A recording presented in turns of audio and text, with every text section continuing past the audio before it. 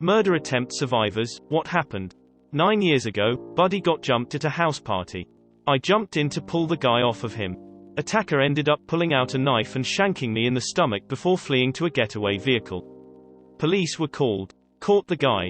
We were supposed to come into court to point at him and be like, he did it, but the day before he pleaded guilty.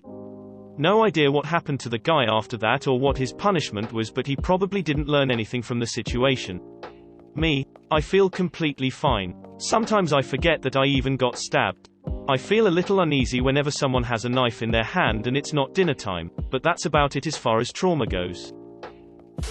A pregnant drunk lady called an ambulance. I was working with a junior colleague but a female one.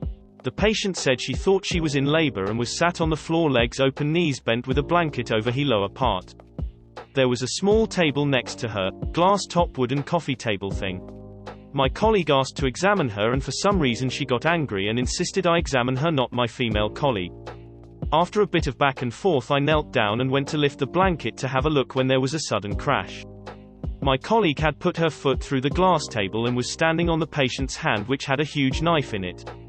Turns out she wanted to stab a paramedic, and when we turned up she chose me. My colleague saw it just in time and saved my life. Patient had already had several children who were in care and had fetal alcohol syndrome. I was asked for a statement when the next one was born and they were also taken into care. She got away with the premeditated attempted murder on grounds of mental health. I was working as a support worker for people with mental and physical disabilities. My client had schizophrenia and BPD due to childhood and substance abuse. She stabbed me 3 times in the chest, once in the heart, penetrating my right ventricle and severing a major artery, after I advised her against a medication, nicotine gum. I almost died. Doctors said that it was a miracle I survived, with a 3% survival rate due to the severity of my injuries. That only happened back in August this year. I'm still in recovery and I'm dealing with PTSD. She's completely ruined my life, and I'm now struggling with my identity and what I want to do in life. I was 17 at the time. I was wicked sick one weekend and my mother decided I needed to go to the hospital. She had been drinking all day, as she was a terrible alcoholic. It turned out that I had strep throat. So they're typing out my discharge paperwork and my mother approached the desk where the nurse was sitting. Clearly stinking of alcohol, the nurse told my mother that she wouldn't be allowed to drive me home because she was clearly intoxicated. This sent my mother into a drunken rage, swearing and threatening the nurse, who told her if she left the police would be called. My mother grabbed me and hurries me into the car. I start yelling at her about how irresponsible she is and how she is ruining her life with alcohol. This pisses her off even more. We only live less than a mile away, but my mother has taken a different route than normal. When I ask why, she just says it's the long way and she doesn't want to get caught. As we're traveling down this dark, main back road, she begins speeding like crazy. We were doing at least 90 miles per hour when she looks over at me with a blank face and says I'm sorry. She then pulled the e-brake and cut the wheel, sending us flying off the road. The next thing I remember is sitting in the front seat of a pickup truck with an EMT shining a flashlight in my eyes along who the president was. I responded that Bill Clinton was the president, 2000. Apparently she had crashed us into a huge rock at the end of someone's property, directly on my side of the car. Apparently I crawled over her and staggered to the door of the property to ask for help. They put us in different ambulance and we headed back to the hospital we just left. Upon arrival, the nurse my mother fought with said, "I knew you'd be back." My mother, in a drunken semi-conscious state, kept saying "I'm sorry, I tried to kill you, I love you," over and over. She suffered several broken ribs, a broken collarbone, broken nose and cracked vertebrae. I had a concussion and some cuts on my face from the door window basically exploding on impact with the rock. She was sentenced to some alcohol program through the courts and some community service. She suffered severe depression and 6 months after this she took her own life in another car accident. She actually asked me if I wanted to go for a ride with her that night and I told her no, I'll see you when you get home. That was the last thing I ever said to her. My mum was incredibly abusive. On one occasion, I was around 12 and she came into my room while I was sleeping and stabbed me in the chest with a kitchen knife, puncturing my lung. I didn't know this at the time. Obviously this woke me up and I just rolled out of bed and ran around the house screaming. Someone on our road noticed the noise and called the police. Just before the police arrived, she started choking me and I lost consciousness. I later woke up in the hospital and, mostly, recovered. She's now in jail. This is not the only time that she tried, but it was the most dramatic and came the closest to actually killing me. Not me but my friend's mom. A co-worker of hers was stalking her, obsessed. Convinced he was in love with her and nobody else deserved her, that kind of thing. Eventually he came to their office with a revolver. She was bending down to put files away, or something similar. He quickly approached her from behind and shot her in the back before immediately shooting himself in the head. She survived obviously, though the wounds were significant. Incredibly fortunate she wasn't hit in the spine or major organs. I often wonder how different it would have played out if she had been standing, or facing him. More than likely she would be dead. This was before my friend was born, and his mom made a mostly full recovery. Still has chronic pain and PTSD, but she can walk and has a job. Not reclusive or unfriendly to strangers. Terrified of guns, of course, but that seems fair. Both my friend and her are extremely lucky. Edit, spelling. My ex was using meth. He held me hostage for a few days. He decided on the 6th day that I was going to die. He made me write a goodbye letter to my family. Lol, not a suicide letter, a goodbye letter. He wanted everyone to know that he killed his cheating whore of a girlfriend. BTW, I wasn't cheating, he was just so delusional from the drugs.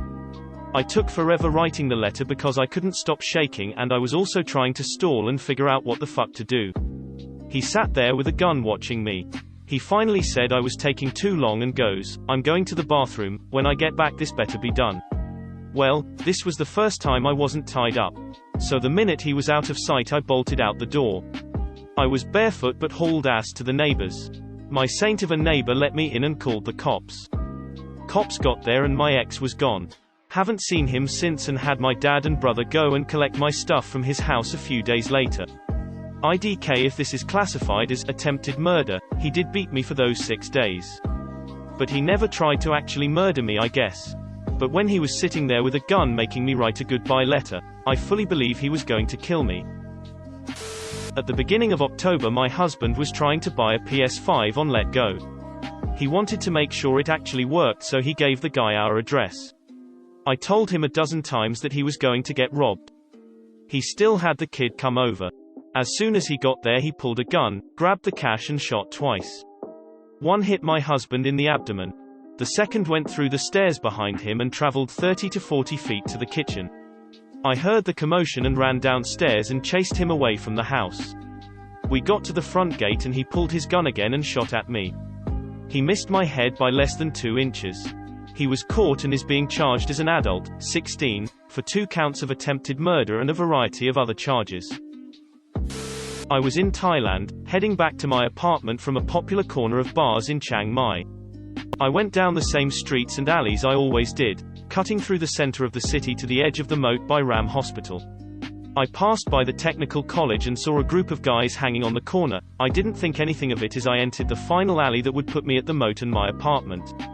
2 mopeds passed me and went into an alcove to my right, and as I passed it they zoomed out and cut me off. 4 guys hopped off their bikes and one approached and said, "Where you going?" and decked me in the face. As I think, did this motherfucker really just punch me in the face? I look up and he has his arm up and holding something, in a swinging motion, and I did the only thing I could, put my arms up to protect my face, and yell out. After several blows to my arm, I attempted to turn and run, but his buddies were there to stop me and kept cutting off my escape. After a couple minutes, could have been less, it's all a bit of a mess of memory, they all hopped on their bikes and dipped. I have no clue why, maybe it was my yelling, and I looked down at my arm. My left arm, below the wrist, was cut halfway through, one of my bones completely exposed, marrow and everything, my hand hanging uselessly at the end, and I immediately knew I was in deep shit even though I didn't feel a thing. I have minor medical training, so I took note that no arteries were severed, but I was bleeding profusely and needed help. I went to the guest house nearby and asked the attendant for help. Poor thing looked faint when she saw me, lol. She got me in her car and took me to Ram Hospital, literally 100 yards away. Turns out what they guy swung at me was a machete according to the doctor. I thought it was a cane or rod of some sort. So that's my story. It's important for me to say I stayed in Thailand for a year after this event, despite friends' pleas for me to GTFO and come home. I wasn't about to let that shit ruin a lifetime opportunity for me. Anyway, I have full function of the arm and hand now, and after 4 years of drinking to bury the memory, I'm happy to say I started therapy 6 months ago. I quit drinking entirely, was diagnosed with PTSD, and am finally addressing the demon who's been hiding in the depths of my mind, and that motherfucker has his days numbered. Thanks for reading my story. It's one I just recently had the courage to tell in full, rather than passing it off as shit happens. Peace and love, Redditors. Edit, cleaned up the wording. Edit 2, cleaned up paragraphs, 2. When I was 11, my stepbrother, 16, started sexually abusing me and my little sister. Didn't know this until much later. She was 8. We had just moved in with him and his family, and it was 5 states from my mom. We didn't know anyone, and my dad took him volunteering spending time with me as him being a nice older brother. After a year, I started to realize that this was seriously wrong and started to fight back. One night, I just got fed up and sick of the shit, so I told him no and that I was gonna tell my dad what was going on. He started to strangle me, and I believe he would have killed me if my dad didn't come stumbling home from the bar. The next day, I told my mom what happened and she told my dad. After talking to my sister, he sent me and her on the next flight home to live with my grandparents. He said he tried talking to his wife about it, but she called us liars. He stayed married to her another few years before getting a divorce. I've seen my dad maybe 15x since it's happened. I've never really told anyone about this but my partner, because the one person I expected to be there for me really wasn't. I feel like he betrayed me and my sister. He may be able to drink himself to forgetting, but I can't because I have a scar on my neck as a constant reminder. If you liked the video, please consider subscribing and liking. Any feedback in the comments would be greatly appreciated so that we can make these videos even better. Thanks for watching Upvote Stories.